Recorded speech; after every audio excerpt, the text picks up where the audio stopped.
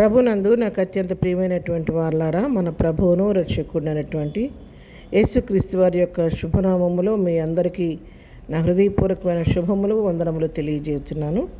ఉదయకాల సమయంలో దేవుని వాక్యాన్ని ధ్యానం చేసుకుందాము.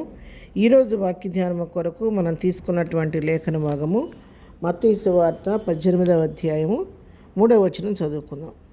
మీరు మార్పు నొంది బిడ్డల వంటి వారైతేనే కానీ పరలోక రాజ్యంలో ప్రవేశింపరని మీతో నిశ్చయముగా చెప్పుచున్నాను. ఆమె దేవుని నామమునకు మహిమ కలుగునుగాక. ఇక్కడ ఈ వాక్య భాగాన్ని మనం గమనించినట్లయితే, మరి యేసుప్రభు వారి లోకంలో ఉన్న సమయంలో ఆ కాలంలో శిష్యులు యేసు వద్దకు వచ్చి ప్రశ్నిస్తున్నారు.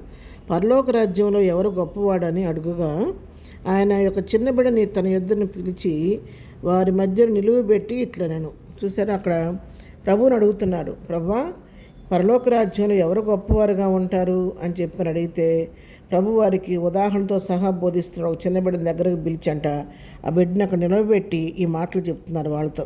ఆ బిడ్డను చూపిస్తూ, మీరు మార్పు నొంది ఇది ఇట్లాంటి చిన్న బిడ్డల వంటి స్వభావం మీలో వస్తేనే కానీ, ఆ బిడ్డల వంటి వారైతేనే కానీ పరలోక రాజ్యంలో ప్రవేశింపలేరు అని చెప్పి నిశ్చయంగా మీతో చెప్తున్నానని చెప్పని చెప్తున్నాడు.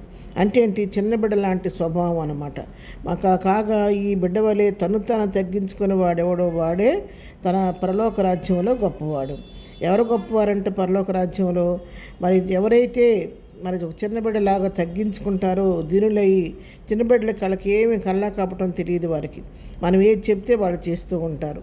మనం వద్దంటే ఉంటారు, లేదంటే మరి తినమంటే తింటారు, వద్దంటే ఆపుతారు. అంతేకాదు మన కోపం వచ్చి ఒక చిన్న దెబ్బేసామనుకోండి, మనం మరి ఏం చేస్తారు, ముందు పాపం ఏడుస్తారు, తెలియక ఏడుస్తారు, తర్వాత వెంటనే మళ్ళీ మన దగ్గరికి తీసుకోగానే ఏం చేస్తారు, మన దగ్గరికి ఎంతో ఆప్యాయతగా వచ్చి ఇంకా గట్టిగా ఏడుస్తారు. ఎందుకంటే అమ్మ నాన్న మన దగ్గరికి పిలిచింది అని ఆ సంతోషంలో ఇంకా గట్టిగా వాటేసుకొని ఏడుస్తూ ఉంటారు.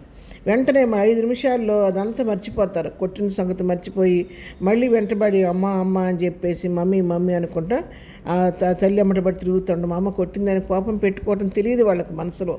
కానీ వెంటనే మళ్ళీ అదంతా మర్చిపోయి మమ్మీ మమ్మీ అనుకుంటా పిల్లలు ఆ తల్లి అమ్మటబడి తిరుగుతూ ఉంటారు. కాబట్టి మనం ఈ లోకంలో ఉన్నప్పుడు మనం ఎలా ఉండాలంటే, చిన్న బిడ్డల లాంటి స్వభావం మనం కలిగి ఉంటే, ఆ బిడ్డల వంటి మనస్తత్వం మనం కలిగి ఉన్నప్పుడు మనం కూడా పరలోక రాజ్యంలో మనం గొప్పవారిగా ఉంటామని ఇక్కడ దేవుడు సత్యాన్ని మనకు తెలియజేస్తున్నాడు.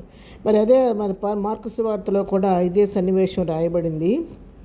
మరి అక్కడ యేసు చిన్న బిడ్డలను తీసుకొని తల్లిదండ్రులు లేని వారు శిష్యులు అని తీసుకొస్తున్న శిష్యులు అంటున్నారు కదా, పిల్లల్ని తీసుకురావద్దు అని చెప్పని వాళ్ళని కోప్పడుతున్నారు. పిల్లల్ని తీసుకురావద్దని గద్దిస్తున్నారు. 10వ అధ్యాయం 13వ వచనం మనం చదువుకుంటే, తన చిన్న బిడ్డలను ముట్టవలనని కొందరు ఆయన యొద్దకు వారిని తీసుకొని వచ్చిరి.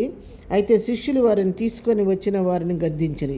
యేసు అది చూచి కోపపడి, చిన్నబిడ్డలను నా యొద్దకు రానీయుడి, వారి నాటంకపరచవద్దు, దేవుని రాజ్యం ఇలాంటి వారిదే. చిన్నబిడ్డ వలె దేవుని రాజ్యం అంగీకరింపనివాడు అందులో ఎంత మాత్రం ప్రవేశింపడని మీతో నిశ్చయముగా చెప్పుచున్నానని చెప్పాడంట. అంతేకాదు, ఒక చిన్న బిడ్డను ఎత్తుకొని కౌగిలించుకొని ఆ బిడ్డలను వారి మీద చేతులుంచి వారిని ఆశీర్వదించాడండి. తల్లిదండ్రులంట యేసయ్య దగ్గరికి తీసుకెళ్ళి, యేసయ్య మా బిడ్డ మీద చేయబెట్టి నువ్వు ఆశీర్వదించని తీసుకొస్తే, శిష్యులు అంటే ఎక్కడ లేని కోపం వచ్చి కోపపడుతున్నారంట. తీసుకురావద్దు, ఏంటి అల్లరి చేస్తున్నారు, పిల్లల్ని తీసుకొచ్చడం కోపడికి అద్దెస్తుంటే, యేసు ప్రభుని అంతా చూసి చిన్న బిడ్డలను ఆటంకపరచవద్దు, వారు రానియండి, ఇలాంటి వారిదే పరలోక రాజ్యం అని చెప్పాడండి.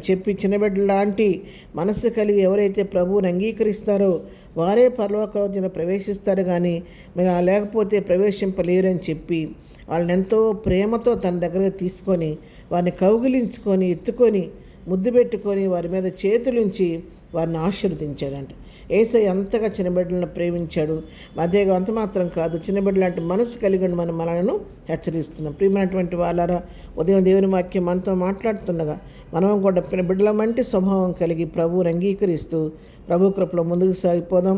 మన కుటుంబాల్లో, సంఘాల్లో మన చిన్న బిడ్డలను కూడా ప్రేమిద్దాము, ప్రభు ప్రేమను చూపిద్దాము. ప్రార్థన. ప్రేమ కలిగిన తండ్రి, పరిశుద్ధుడా, నీ కొందనాలు. ఉదయకాలం మాకు ఇచ్చిన శ్రేష్టమైన వాక్య భాగాన్ని బట్టి నీ కొందనాలు. ఎవరికి వారు మేము తగ్గించుకొని ప్రభా బిడ్డల వంటి స్వభావం కలిగి నీ రాజ్యానికి వారసుడు సహాయం చేయను. అంతేకాదు ప్రతి చిన్న బిడ్డను దీవించని, ఆశీర్వదించండి. ఆయన ఈ దిన దీవులతో నింపు నడిపించండి. దినం మేము చేయి పని పాటలో రాకపోకలో క్షేమం దయచేయండి. ఈ దినం బర్త్డే మ్యారేజ్ చేసుకుని బిడ్డలను దీవించండి, ఆశీర్వదించండి. ప్రతి వారి పట్ల నీ కృప విస్తరింపచేయమని యేసు నామములో ప్రార్థించి అడిగి పొందుకొని ఉన్నాము తండ్రి. ఆమేన్. ప్రభు కృప సదాకాలము మనందరికీ తోడై ఉండి నడిపించును గాక. ఆమేన్.